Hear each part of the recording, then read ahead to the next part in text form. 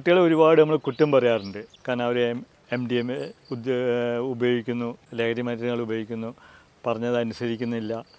കാരണം അങ്ങനെ കുട്ടികളുടെ മുകളിൽ നമ്മൾ ഒരുപാട് ആരോപണങ്ങൾ ഉന്നയിക്കുന്നുണ്ട്. അപ്പോൾ നിങ്ങളുടെ കാര്യം തന്നെ എടുക്കുക. നിങ്ങളൊരു മുതിർന്ന ആളെന്ന് ഉപയോഗിക്കുക. നിങ്ങളിപ്പോൾ ഒരു മാസം കൊണ്ട് അല്ലെങ്കിൽ ഒരു മാസം കൊണ്ട് നിങ്ങൾക്ക് ചെയ്യാൻ പറ്റുന്ന ഒരു ജോലി നിങ്ങൾ 10 മാസം കൊണ്ട് ചെയ്ത് തീർക്കാനുള്ള ഒരു രീതിയിൽ നിങ്ങൾക്ക് തന്നാൽ, കാരണം നിങ്ങളെ കൂടുതൽ എഫേർട്ട്, കാരണം നിങ്ങളൊരു ബോറൻ ലൈഫായിരിക്കും നയിക്കുക. അപ്പോൾ കാരണം ഒരു മാസം കൊണ്ട് ചെയ്ത് തീർക്കേണ്ട ഒരു പണി 10 മാസം കൊണ്ട് നിങ്ങളെക്കൊണ്ട് അവരുടെ ഇഷ്ടത്തിന് ചെയ്യിപ്പിക്കുകയാണ് വിചാരിക്കുക.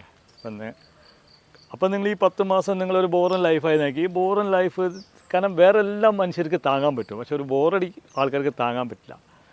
അപ്പോൾ നമ്മൾ പറയുന്ന കുട്ടികൾ, ഇന്നത്തെ ഈ കുട്ടികൾ തന്നെ, ഇപ്പോൾ ഞാൻ തന്നെ എൻ്റെ ലൈഫിലേക്ക് തിരിഞ്ഞു നോക്കുമ്പോൾ, എൻ്റെ വിദ്യാഭ്യാസ മേഖലയിലേക്ക് ഞാൻ തിരിഞ്ഞു നോക്കുമ്പോൾ എനിക്ക് അടിത്തറയില്ലായിരുന്നു.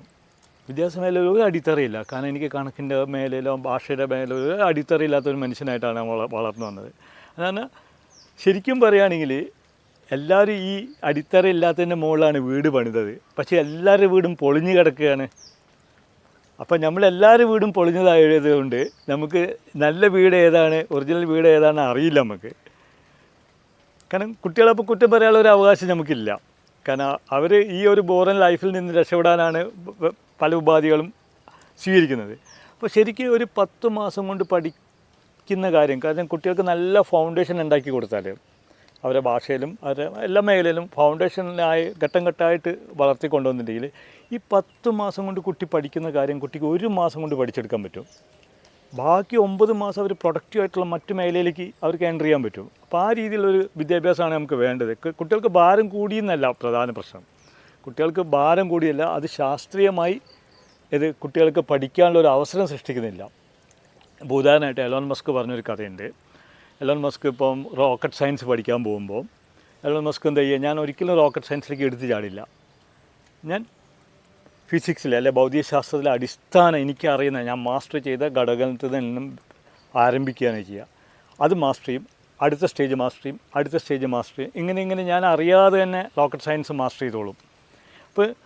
ഇപ്പോൾ 10ാം ക്ലാസ്സിൽ പഠിക്കുന്ന ഒരു കുട്ടിക്ക് 1ാം ക്ലാസ്സിലെ കണക്ക് തന്നെ കൃത്യമായിട്ട് അറിയില്ല.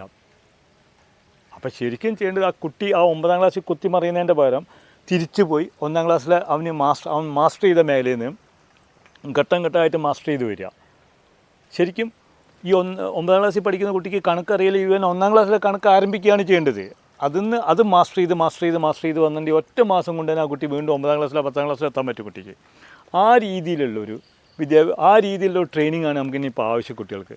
അല്ലാതെ കുത്തിമറിഞ്ഞ് ഈ 9ാം ക്ലാസ്സിലെ കണക്കറിയാത്ത കുട്ടി 9ാം ക്ലാസ്സിൽ തന്നെ കടന്ന് കുത്തിമറിയേണ്ട ഒരു ആവശ്യമില്ല നമ്മൾ പറയുന്നത്. അപ്പോൾ ഇത് ഭയങ്കര അപകടകരമായ ഒരു അവസ്ഥയാണ് ഇപ്പോൾ കുട്ടി നേരിടുന്നത്. പിന്നെ കുട്ടികൾ നേരിടുന്നത്, ഞാനിപ്പോൾ എൻ്റെ ഒരു നാട്ടിൽ തന്നെ വെറുതെ ഒരു സർവേ നടത്തിയത്, മിക്ക കുട്ടികളും അനീമിക്കാണ്. 90% കുട്ടികൾ അനീമിക്കാണ്. ഈ കുട്ടികൾക്ക് നിങ്ങൾ ചെയ്യേണ്ട നല്ല ഭക്ഷണം ഉണ്ടാക്കി കൊടുക്കുകയാണെന്നാ, അല്ലാതെ കുട്ടികളെ വെറുതെ തല്ലിയും കുത്തും ഒന്നും ചെയ്യേണ്ട ആവശ്യമില്ല. നല്ല ഭക്ഷണം കൊടുക്കുക, ഹെൽത്തി ആയിട്ടുള്ള ഫുഡ് കൊടുക്കാൻ ഞങ്ങൾ ശ്രദ്ധിക്കേണ്ടത്. അല്ലാതെ നിങ്ങൾക്ക് കുട്ടിയെ പഠിക്കാനോ കുറേ പുസ്തകം വാങ്ങിച്ചു കൊടുക്കാനോ വലിയ സ്കൂളിൽ കൊണ്ട് ചേർത്തേണ്ട ഒരു ആവശ്യമില്ല. പുതിയ ഗവേഷകർ പറയുന്നത് 12 വയസ്സ് വരെ കുട്ടീനെ ഒന്നും പഠിപ്പിക്കേണ്ടതല്ല. അവർക്ക് നല്ലൊരു ഭൗതിക സാഹചര്യം ഉണ്ടാക്കി കൊടുക്കുക, നല്ല ഭക്ഷണം കൊടുക്കുക.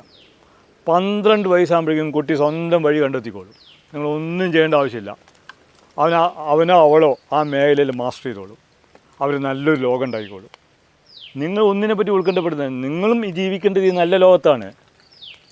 അയ്യോ എനിക്ക് ജീവിക്കാൻ പറ്റില്ല, ഈ അവർ സൃഷ്ടിക്കുന്ന നല്ല ലോകത്ത് നിങ്ങൾക്കും ജീവിക്കാമല്ലോ. അതുകൊണ്ട് അച്ഛൻ രക്ഷിതാക്കളോടും അധ്യാപകരോടൊക്കെ പറയുന്നത് കുട്ടികളെ വെറുതെ ഭാരം ചുമപ്പിക്കുകയല്ല ചെയ്യേണ്ടത്. അവരെ വളരാനുള്ള ഒരു സാഹചര്യം സൃഷ്ടിക്കുക, നല്ല ഭക്ഷണം കൊടുക്കുക, അവർക്ക് നല്ലൊരു ഭൗതിക സാഹചര്യം ഉണ്ടാക്കി കൊടുക്കുക. അവർ പഠിച്ചോളും, അവർ പീക്കായിക്കോളും.